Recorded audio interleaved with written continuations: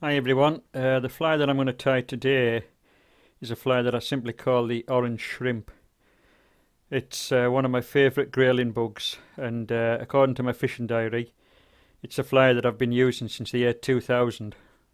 So it's managed to hold its place in my fly box for the last 20 years. This is a weighted bug, and as with most of my flies, to get that weight I like to use the Veniard's adhesive lead foil. So I'm going to cut a strip approximately 1 mm wide and add that to the hook, starting at the bend of the hook and winding it in touching turns along the hook shank back towards the eye.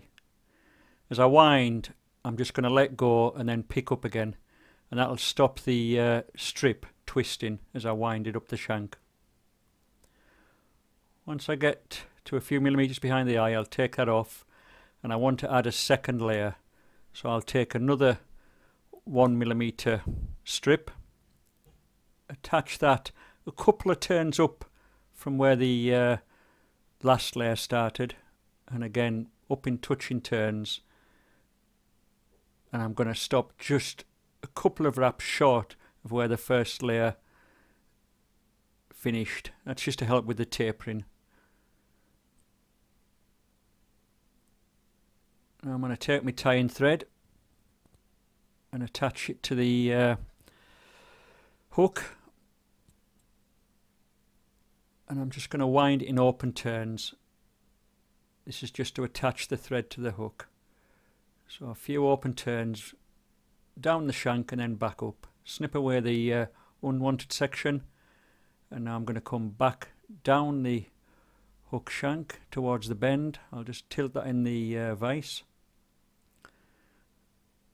and come down off the lead foil and onto the bare shank. Now I'm going to take a length of 4 pound or 0.17 mm, I think it is, monofilament, and that's for the rib of the fly when we come towards finishing it. So I'll attach that with a few turns. And now that's attached, I'm ready to attach the shellback. The material I'm using for the shellback is orange thin skin or Flexibody, and I'm going to take a 4 mm strip of that, and at one end I'm going to cut it to a point or a taper. This just helps with the tying in process.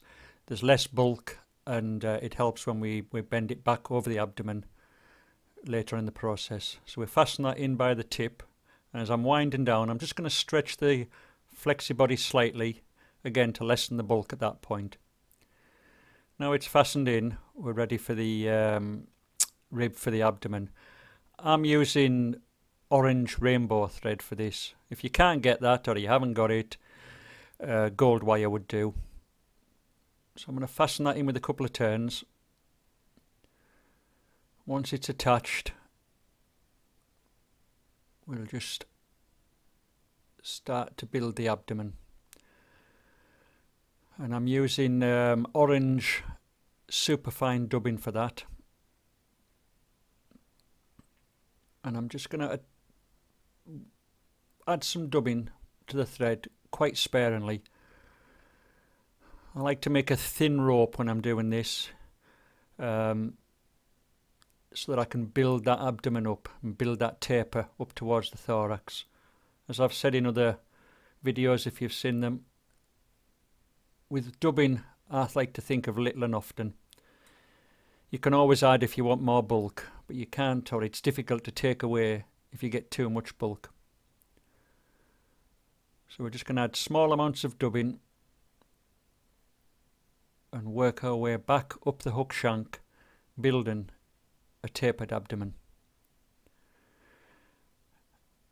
If you think of the length of the fly, if you want, from the starting point on the bend to the eye of the hook, we'll break that distance into thirds, and the abdomen wants to be about 2/3.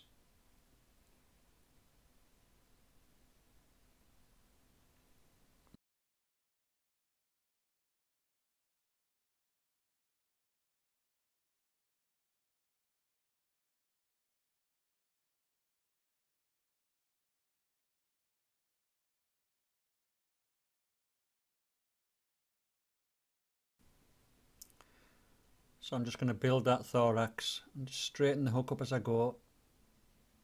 That's it. Now that hook's sitting where I want it in the vise. And I'm going to carry on up to about a third of the way back from the eye of the hook.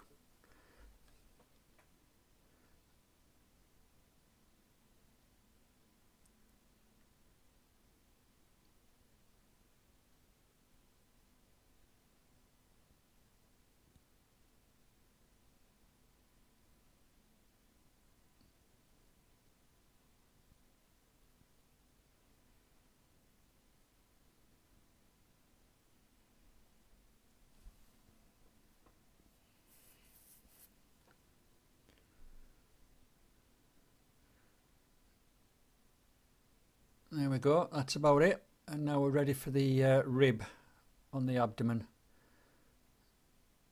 So I'm going to take that rainbow thread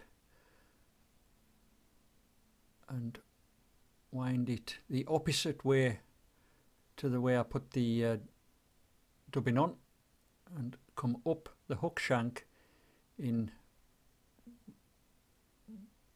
open and relatively even turns. Once I get up to that point, I'll fasten that off and cut away the unwanted piece. That's it, and now we're ready for the hot spot. The hot spot is number 4 Glo-Brite fluorescent floss. And I'm just going to take a length of that and fasten it in. Take a few wraps to fasten that down, and now I'm going to twist that on to form a short hot spot. This floss is like a multi-filament material, so if it starts to open up, just give it a little twist to tighten the rope up if you want, as you wind it on. That's just starting to come loose there, so I'll wind that back, give it a twist, and then wind some more on.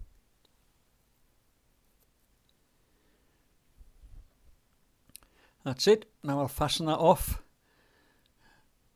cut away the waste, and we're ready for the thorax.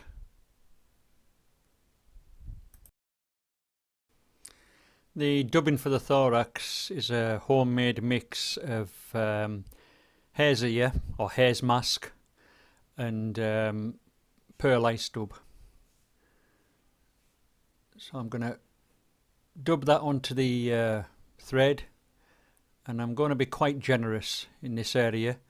I want quite a thick thorax, because once I've got the shellback on and the fly ribbed, I'll want to pick out some of the hare's ear fibres just to give the impression of legs. So I'll wind some more on.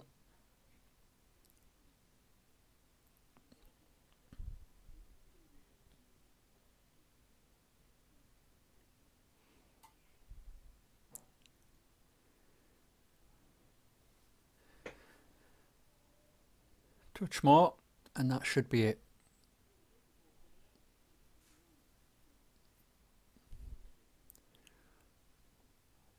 That's it. I'll just stroke some of those fibres back and take a few wraps behind the eye just to form a bed for the head of the fly.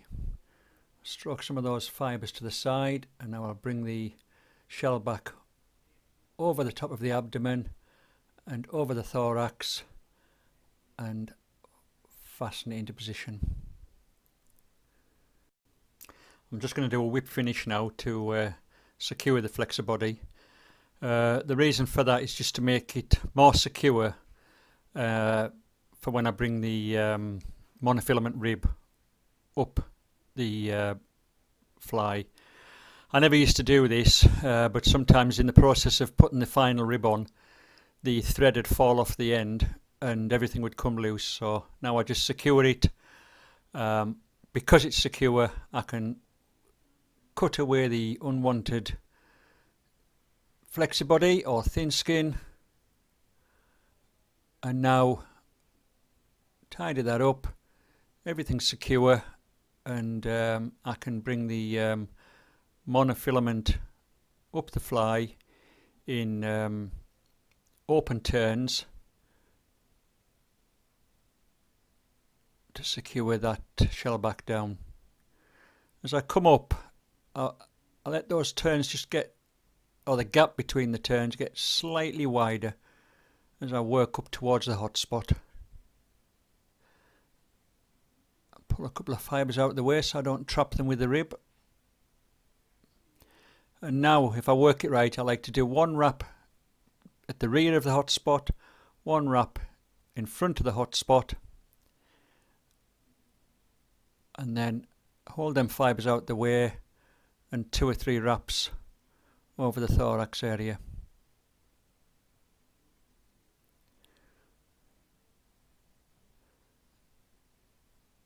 That's it. Now we'll take a couple of wraps to secure that monofilament rib. Snip that away, and now we'll just make a few wraps to form the head. Just a few wraps once I've got the shape how I want it. I can do a whip finish and remove the thread.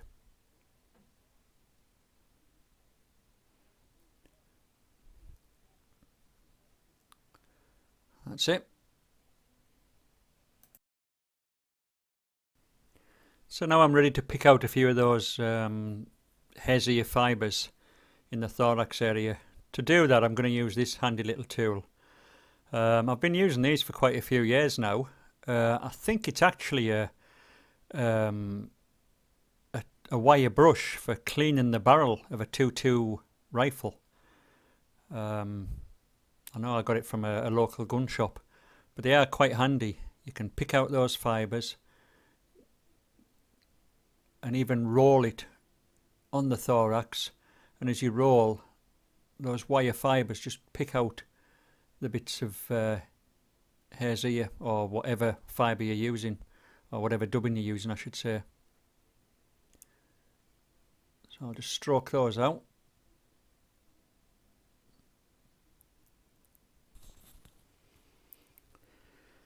That's it. I'm happy with that, and now I'm going to take a black permanent marker and I'm just going to use it to darken up the shellback in the thorax area. So I'll just carefully go over that, darken that area up, and just let it run over onto the head.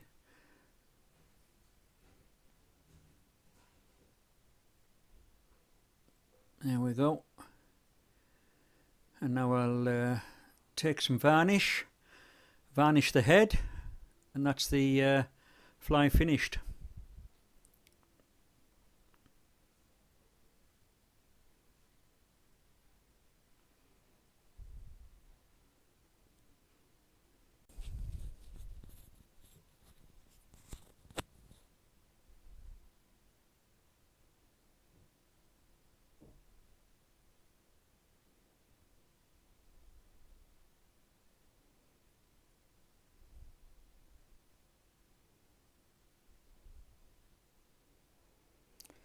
And that's it. That's the fly that I call my orange shrimp. I'll give it a little twirl in the vise, let you have a look at it. A very, very good grayling bug for me over the years. I didn't realise how long I'd had it until I checked my diary. But as I said at the start, it's been in my box now for 20 years, and it probably always will be in my box. It's doesn't always produce, but overall it's probably one of my, well, it is one of my top grayling patterns, and I hope it works for you.